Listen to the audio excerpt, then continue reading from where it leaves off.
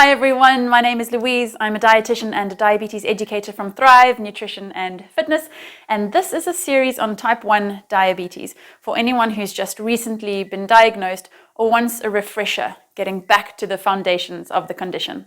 Today we're going to be talking about the management of hypoglycemia, treating hypos.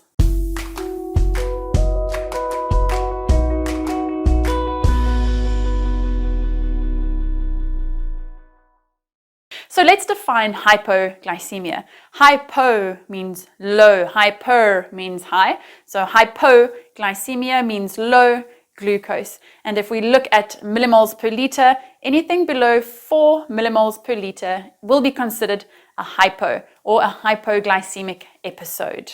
Hypos are inevitable. They happen. It doesn't mean you failed. It doesn't mean something has gone wrong. Sometimes they just happen. It's always worth looking at the reason, because if there's perhaps a pattern of hypos, there might be something that we could change, but often just randomly they pop up and we deal with them. That is fine. It's very important that we deal with them quickly and properly though, because they can be incredibly dangerous. A hypo is a serious situation. What often happens is the body tells us that something is wrong or something is different.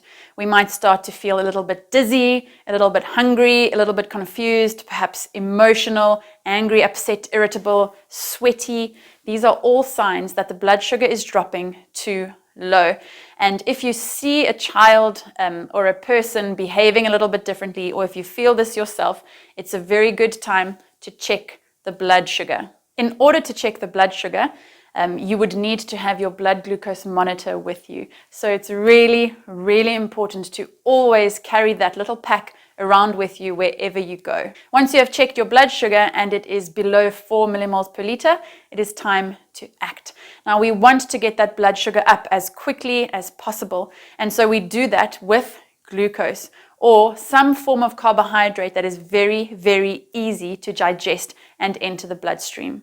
You've probably heard about the glycemic index. So some foods take a very, very long time to be digested and absorbed, and they raise the blood sugar very slowly. These are high fiber foods or foods that have fat or protein with them. And then you get high GI foods, foods that are absorbed into the bloodstream very, very quickly. So those are the types of foods or drinks that we want to have when treating a hypo. And these are things like Coke, like jelly babies or jelly beans, like Lucozade or Energade, a sports drink. Be very, very careful with sports drinks though, and actually also with Coke, because of the sugar tax. Some of them have been sweetened artificially. So just make sure that you have the full sugar version, or else drink enough to give you enough carbohydrate to get your blood glucose up. A really great thing to have is also a Super C or a pack of Super Cs or dextro tabs in your little pack with your glucometer in it. Once you have a glucose source that works well for you, it's important to figure out how much of that you need, because if your sugar drops below 4, it is possible to overcompensate. We don't want to drink a whole liter of Coke. That will send your blood sugar too high.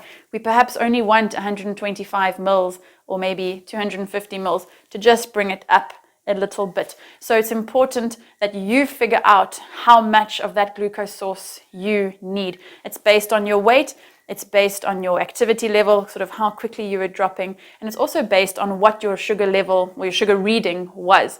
So if it was 2, you might need a little bit more than if it was 3.6. Once you have ingested that source of glucose, it's important to sit down and wait for about 10 to 15 minutes and then retest. Now, can you imagine you've dipped your hand into a pack of jubes and you pop them in your mouth, and then you test your blood sugar and you're 48 or high or through the roof? It's because you have sugar on your hands. So make sure that you wash your hands or don't touch that sugary thing when you eat it, so that there is an accurate measurement of your blood glucose the second time you test. If the second time you test, after about 15 minutes, you are still below 4, repeat. Take a little bit more of that sugar source and wait another 10 to 15 minutes before checking again. If you are above 4 millimoles per liter, you are fine, you are safe, you are out of the danger zone.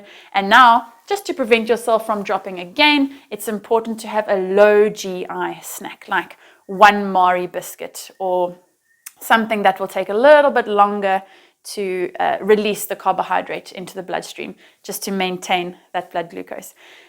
If you are about to have a meal, then you don't need to have that snack. You can just take the insulin to cover the carbohydrates for the next meal you're going to have, if it's within half an hour of that hypo, and you can have your meal and you can expect your blood glucose to stabilize after that. Managing a hypo is fundamental for good glucose control. If you're not managing your hypos properly, it's very difficult to get control for the rest of the day. Even if you have perfect insulin to carb ratios, perfect insulin sensitivity factors, it really just sets you on a very bad path for the rest of the day. So make sure that you have your glucometer with you, you don't overcompensate, you have enough of that glucose source to ingest. Make sure you wait your 10 to 15 minutes, check again, and then make sure that you have something to help keep your blood sugar stable. A small low GI snack, or else a meal with the insulin that you need to cover the carbohydrates for that meal. If you are caring for a child with type 1 diabetes and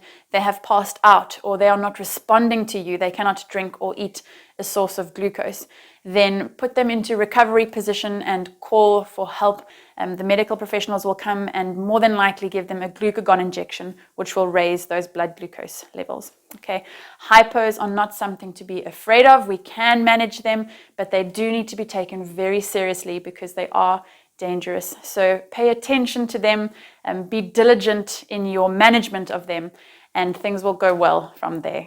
Thanks for listening today. If you have any questions or comments, pop them in the comments section below. I'd love to engage, and I'll see you at the next video.